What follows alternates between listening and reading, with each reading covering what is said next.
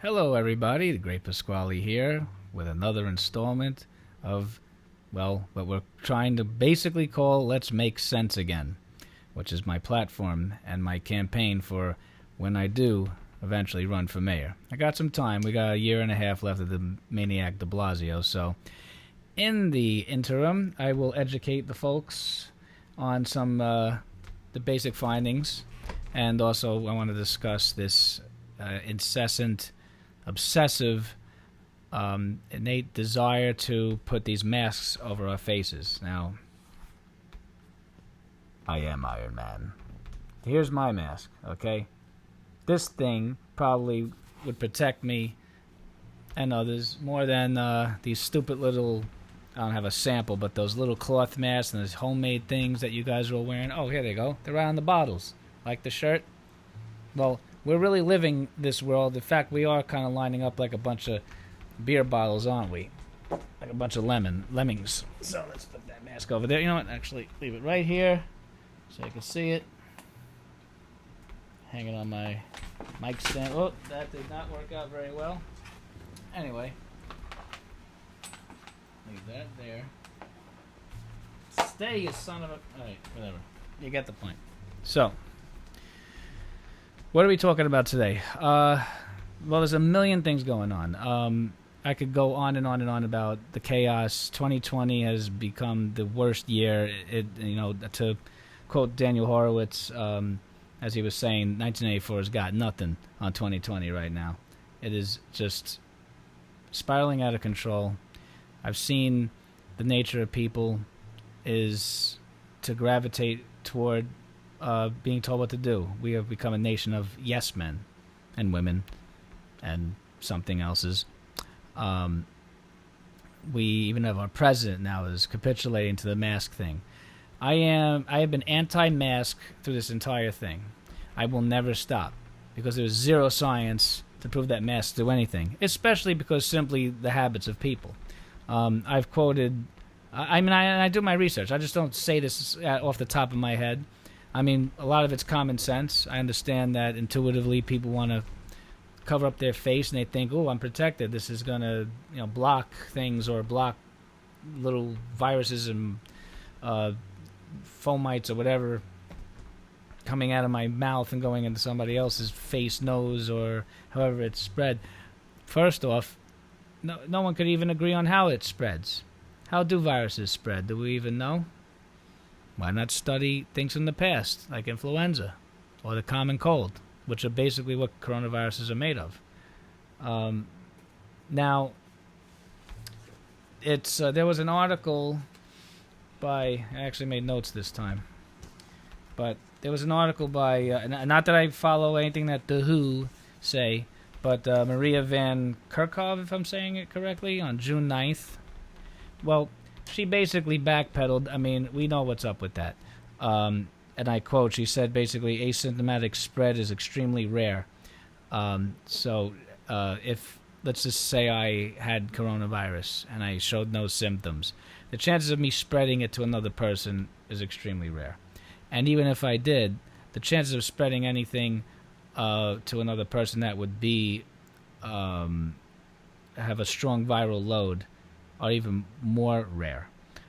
I mean, let's just look at how it's been done through history. I mean, you ever been working in an office and you see somebody with snot dripping down their face and they're sneezing and coughing, and guess what? Everybody in the room pretty much gets sick, maybe except for those that have very strong immune systems. That's kind of like when people started taking things like airborne, which they went through a whole thing because they had a little blurb on their packaging that alluded to the fact that it could cure the common cold, which I don't even believe it read that way. It basically said it would help boost the immune system to fighting the common cold or reduce the symptoms. They made them reword something. I don't remember. I have to look back at the actual blurb. But basically, it's always been known that sneezing, coughing, expressing these germs in the air, droplets getting on surfaces, sanitizing, washing our hands, whatever, watching how things go in our mouth, or if we're sucking it up through the air.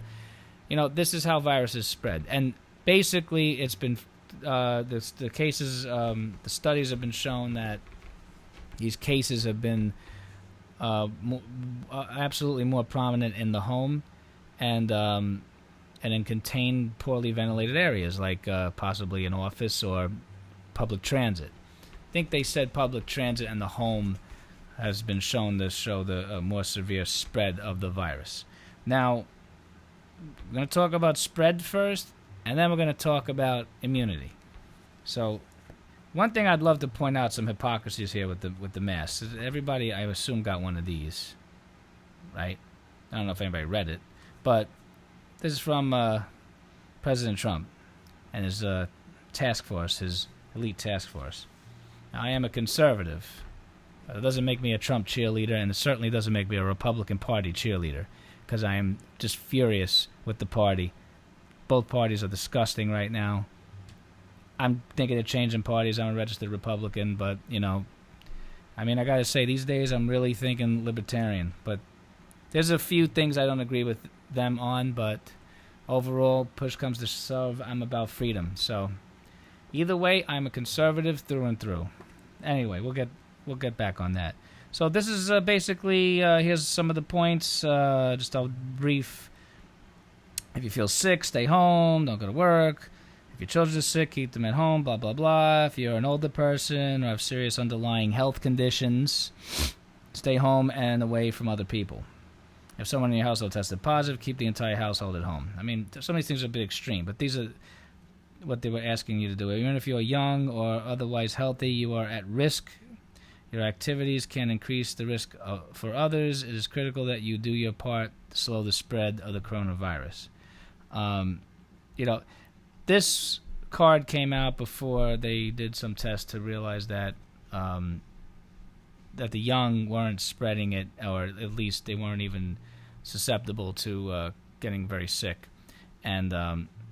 But nevertheless, there is nothing on this card about wearing masks. They say avoid social gatherings in groups of more than 10 people, avoid eating or drinking at bars, avoid discretionary travel, do not visit nursing homes. Tell that to Cuomo. Always practice good hygiene. Wash your hands, especially after touching any frequently used item or surface. Avoid touching your face. Sneeze or cough into a tissue. Common sense, people. Or inside of your elbow. Like this. See this? Achoo. Or huh. It's not that hard. Okay? Disinfect frequently. Use items and surfaces as much as possible. Notice there has not been a new postcard sent to anybody, simply because of a liability. If our government tells us to wear masks and it doesn't work, now it's printed. So he's got to be held accountable for sending these things out. That's number one. Let's talk about the mandates.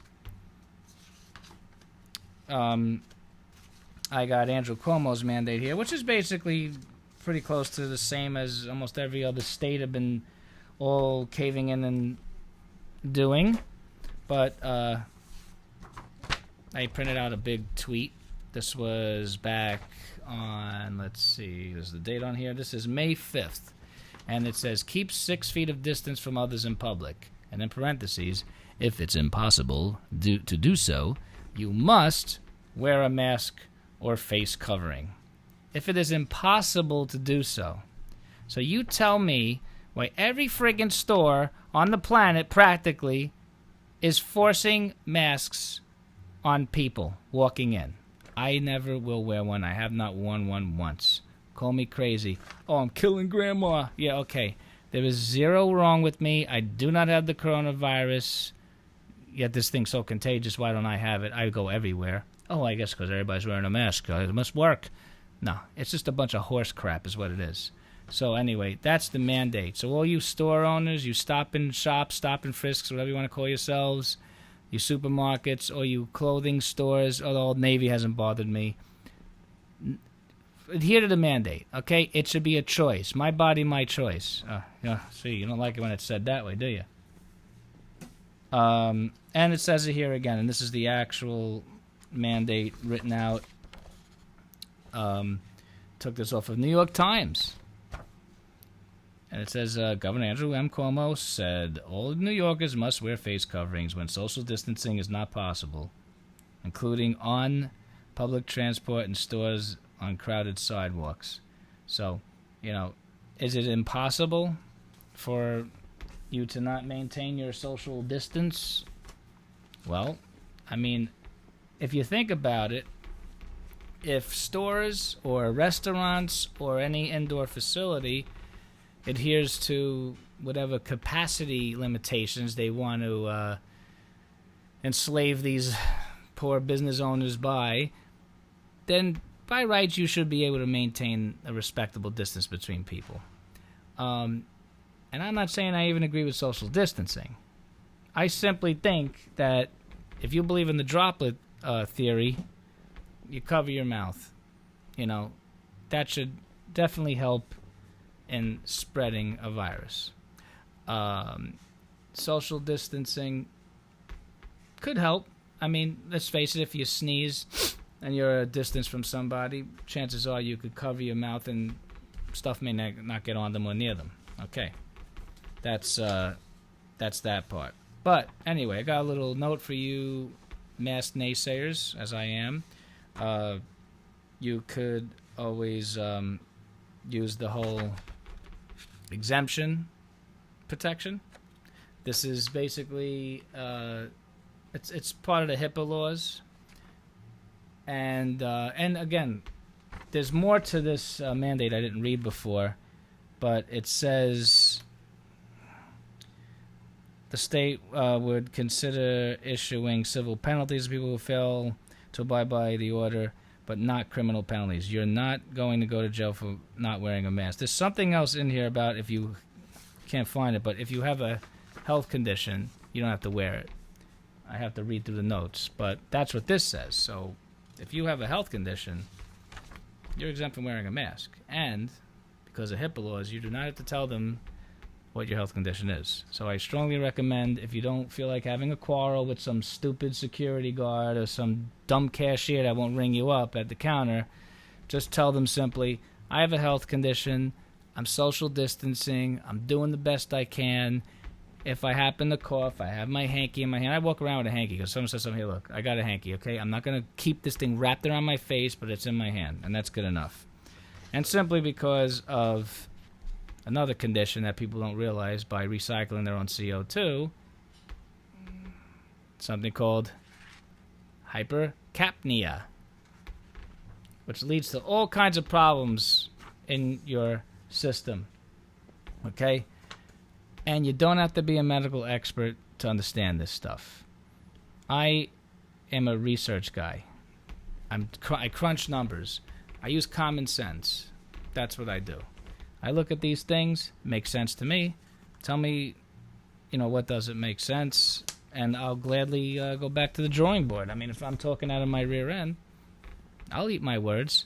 But, between her, Maria Van Kerkhove, who backpedaled after, some pressure got on her, I think within a day or two, she was reneging on her statements, because imagine if the world understood that asymptomatic spreaders are not nearly as risky or even possible as symptomatic spreaders. Then this entire lockdown made no sense, because we locked everybody down.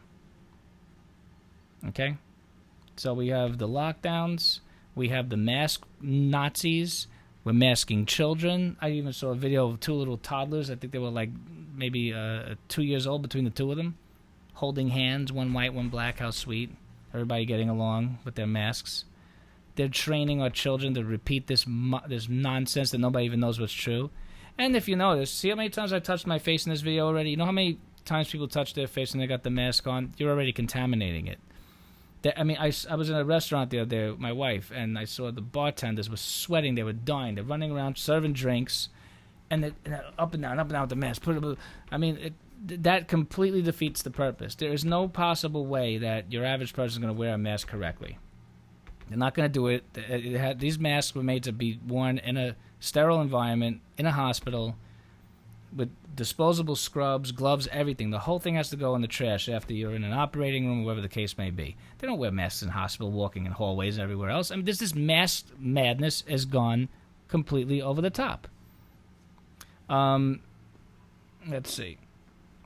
I also wanted to talk about some other little studies here. Let's get into my favorite, worldometers. I gotta sneeze. Oh, this is great. Watch this. Watch how it's done. Oh my God! Look at all this corona. It's flying around. Don't come near me. 6 feet. Oh God, we're gonna die. The thing that kills me about this whole thing is the let me just pull up my favorite worldometers. Now, I have it on my screen. I haven't figured out how to share my screen on this video yet, but I'll just read from this. Because Trump says, they say we should go herd. We should go herd. How's Sweden doing? How's Brazil doing? Saying things like that is just ridiculous. Without even looking into the science. How in the world could anybody argue against herd immunity? I mean, if we actually achieved it, what is the harm? Is everybody afraid to get a virus that has a 99.7% recovery rate to rough through your asymptomatic? If asymptomatic spread is so rampant and everybody's getting it and it's the most contagious thing we've ever seen in our lives, then what's the harm? So you know what? Give me this coronavirus already. So I'll sneeze. I'll have a little sniffle. Maybe I'll have nothing. And now I'm immune. And all right, great. The argument about how the antibodies don't last forever. Well, let's assume that they last at least for some type of time. How long? Give us a number. A month, 2 months, 3 months, 6 months. No one's giving us answers. So do we assume the worst? So the antibodies are not going to last forever? Okay, great. I'll take 3 months, and so should everybody else. But then what happens? You get it again? All right. Maybe the second time you get it, is it not possible that it won't be as severe? I mean, first off, I've never heard of anybody getting the same virus twice in my life. I think it's a medical impossibility. And if you did get it a second time, studies are showing that as the virus replicates itself, it sort of mutates into a more mild version. So I don't know where we're going with that. But just wanted to mention that. And then I got Sweden numbers up here. 75,000 cases, 5,500 deaths as far as the known cases are concerned. And they have 100% of their population in mild condition, 0% in serious or critical. And their death by day is going down, down, down, down. I should move the camera and show you. Look at the bell curve that it takes. It's amazing how nature just works that way, isn't it? You have a bell curve. Cases go up, deaths go up a little bit, it peaks, and then it goes down. It may hit a steep peak for a minute, but without shutting down your economy, without destroying your entire country, and without leaving people paranoid, mentally disturbed for the rest of their lives, basically. No harm done here. Sweden is purring along. And, we should not compare the entire country of the United States to this country, that country, that country, or compare this state to that state to that state. Every region's a bit different, is it not? We can't assume that the virus hit everybody at the same time. It's not possible. It's just not possible. I mean, viruses spread as people travel and whatever. But what are we trying to achieve here? Stopping the spread? Flattening the curve? Getting immune? Which is it? We flattened the curve, yet we're still locked down. We should really be trying to get to herd immunity is what we're trying to do, which will not just flatten the curve. Eventually, it will demolish it as much as possible. The more people that become immune, the less people will spread it, less people will get it, and this thing will eventually be gone. But not without getting it. I mean, how much more sense can I try to make here? I mean, we have been this compounding the Black Lives Matter movement, and look, they're immune to the fucking virus, walking around with stupid masks on as if it's a message, looting, and you can't even identify these people. I mean, this year has been a year from hell and back. Anyway, I'm running a little long. I'm trying to keep these videos in 15-minute segments. There's a lot to talk about. Like I said, I will be on this constantly. I will always be giving you more and more data as I find it, and many points of my show about spoken word and just telling you my perspective on things, life, philosophy, and whatnot. But you will see more of me, the Great Pasquale, and I'll try to dress a little better next time. But I had to send a message this time. This is I've been wearing this since, I think, March, when this first came out. I don't even know if you could buy this shirt anymore. It's probably going to be a classic. Anyway, thank y'all. Talk soon.